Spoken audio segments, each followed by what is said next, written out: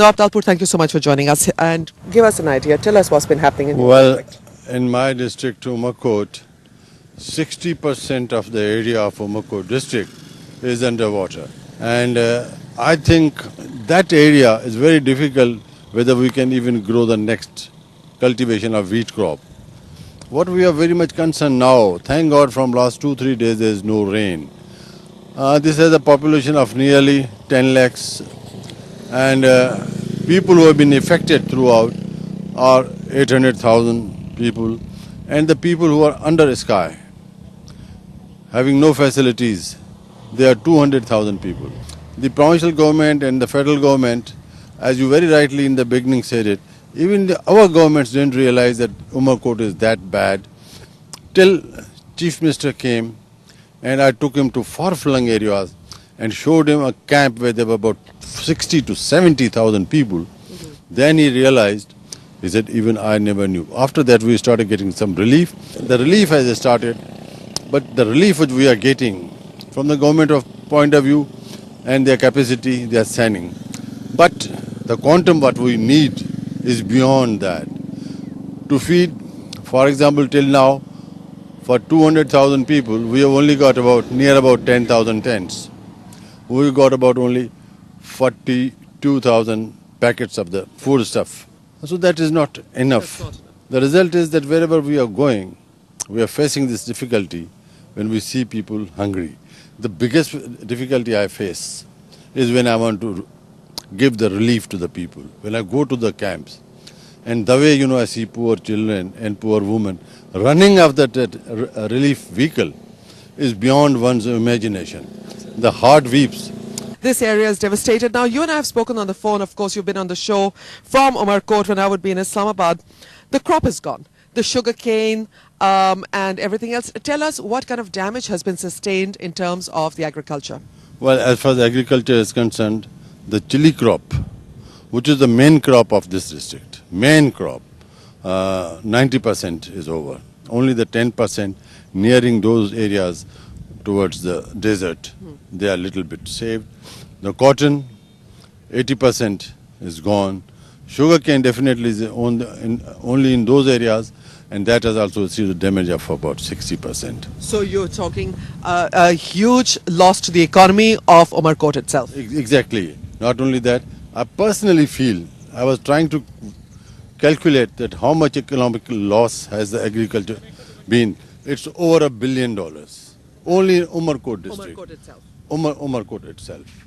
Now, Nawab Talpur, you also have mentioned to me, again, I refer back to the conversations I've had when I was sitting in Islamabad and you were here, about the disease with animals as well. I want to talk about the livestock first because now the people here are telling me that they've lost 50% or more of their cows, their buffaloes and their goats. That's the source of livelihood gone and the rest are getting sick. The figures which we have from the district government vary from one place to the other. Overall, over 100,000 animals have died. Okay. And these animals now which I'm talking of are not only of Umarkot district, because this is the only one route open for the people of rest of the thing, of those districts which are drowned. Sangar, Mir Pukhas, Badin, and even Tandu Muhammad Khan and so on and so forth. All those people with the livestock, they are going towards there, and there were in thousands we saw the animals on the streets killed. But then unfortunately, the maximum we could do is just to bury them.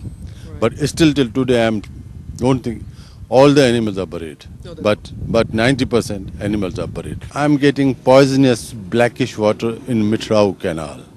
Now what has happened that in Sangar district, some people have given a cut in Mitrao Canal, which is used for irrigation. I'm sorry, I'll interrupt you. Some people, who are some people? Well, exactly, I don't know the names, but they normally take the name of the federal minister from Sangar. He has, to save his lands, he has given a cut. And then, after giving a cut, now he is draining the LBOD's small link also into it. And the result is, if you come with me a little ahead, I can show you the way the water is going there. Now this is poisonous water. This water is going to damage the left side of Umarkot district from where Nabisat Thar is going, the entire Mitrao Canal and the people of Kunri, the people of Naukot, the people of Judo, people of Badin district, today they are drinking that water. And it's contaminated. You're saying it's chemical. 100% contaminated.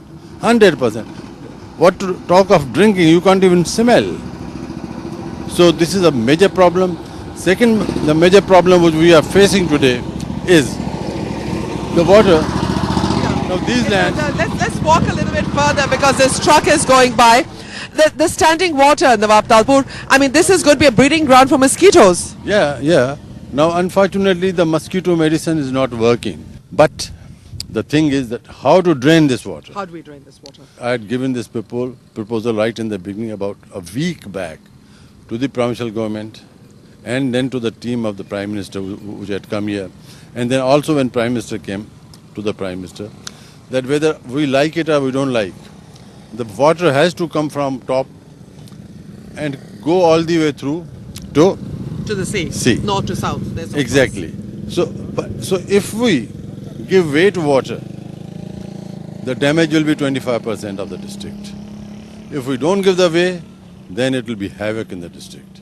What do we do for the people? Because the people are suffering. No, for the people, first now they need food.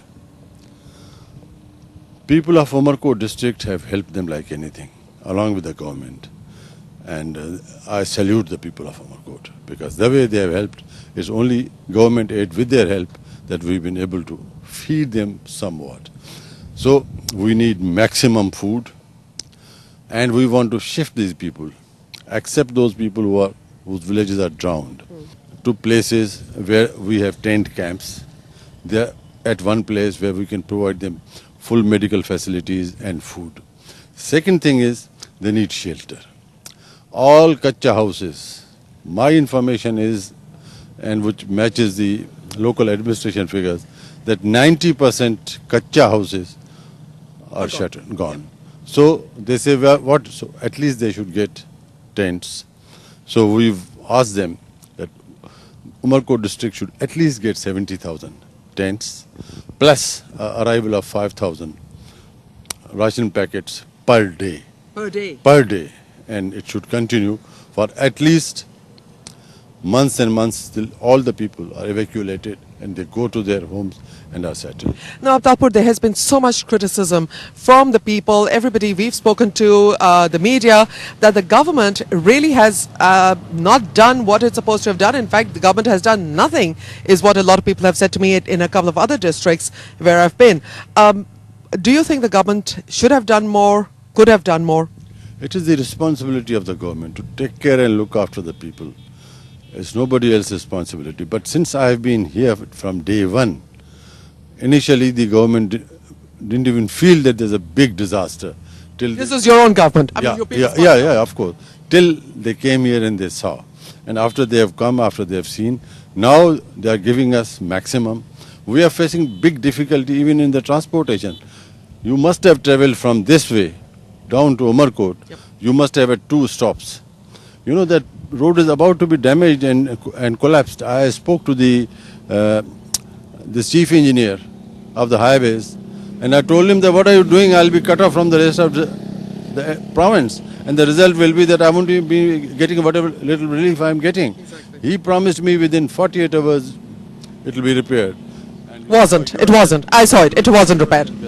So we need to repair that piece immediately so that the communication is not disturbed and interrupted. Other than that, all our demands which we had, we made those requests to the President.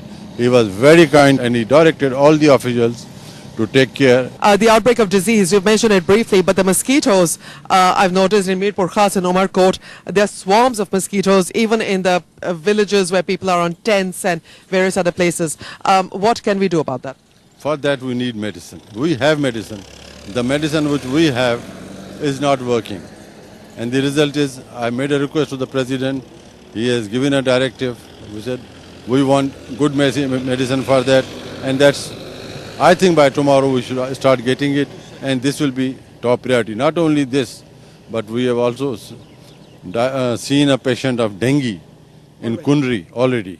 In Kunri, 1 case tested. So we pray that this disease does not spread here. Okay, that's horrifying news that you've already had one case, a confirmed case, as you said, of dengue. You also had mentioned to me earlier that you have illnesses in the livestock, and that is the livelihood of the people. Any help on that front? And that I told to the president, I said, the whole district has only 2 doctors. I said they may write any amount of number of camps. Could be of NGOs, yes. No, I'm talking about livestock. You're talking about veterinary doctors. Okay. Only 2 doctors in livestock.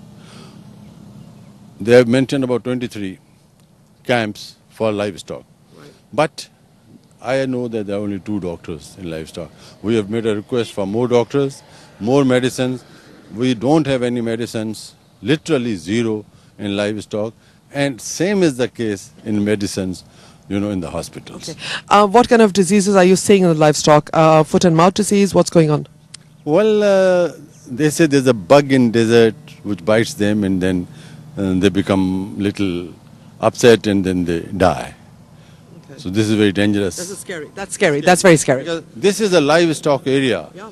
and we need livestock. And if this livestock goes, then this livestock only is not from Umarkot district, as I told you earlier, is from all the other districts also, by and large, in the Tharparkar district. Nawab Talpur, the other issue I've heard about is that snakes are a huge issue in Tharparkar, particularly, and Umarkot as well. What kind of situation is it? Are we having a lot of snake bite issues? Yes, we are having snake bite issues, and unfortunately the hospitals hardly have any medicine left. So we need some medicine. And if you look at the people of this area, if you visit, I asked you to visit Civil Hospital, Umarkot. If you go there, if you can get into the ward, you will then realize what they are seeing, what's happening. It's so sad to note. See, I went there yesterday. I visited. Frankly speaking, I tried to get in. It was difficult to get in. Many people. That many people. So all dirt. It's supposed to be hygienic and clean place. So it's very difficult position we are in. So we pray from Allah, and we also, once again, I had made a request to the donors, to the international community. Once again, after you are here, please show them all what we have gone through, what these people have gone through, and if they can help us. And ladies and gentlemen, of course, that was Nawab Yusuf Talpur giving us an idea of what's been happening in Umarkot. We have, of course, and we'll show you what has been happening in Umarkot. We've got those visuals. We'll tell you that story. So please stay right here on Witness. And one of the most important things that is needed here in the flood affected areas is cooked food. Many people do not have the ability to cook their own food right now. They don't have the firewood, they don't have the utensils. So here's one camp that we have come to where food is actually being prepared in collaboration with 2 or 3 private trusts, and they're being assisted by the Sindh police here to be able to distribute the food, and the food quality is amazing. Let's take a look at this. If you can follow me over here. This is cooked rice which people are being provided, and it is of definitely good quality. It's rice and lentils, so you've got the protein and the carbohydrate. This is an excellent thing going on over here. And another place that we have to show you, unfortunately we don't have lights right now, but we will take you over in this direction. Cooked bread, leavened bread, chapatis or rotis as we call them, are also being prepared over here. It has all been mechanized, and that's the really interesting part about it. Right now the lights are off, but they have a full oven, which is actually the bread is being baked, and then the bread comes through. From this, it's all mechanical. Many of you will have seen this, and this has been an absolutely amazing venture which is being done. 2 or 3 organizations have got together to produce this, some political, some non-political, and we appreciate everything that is being done over here. And of course, the local police or DPO here, district police officer, he's the one who has been spearheading this effort.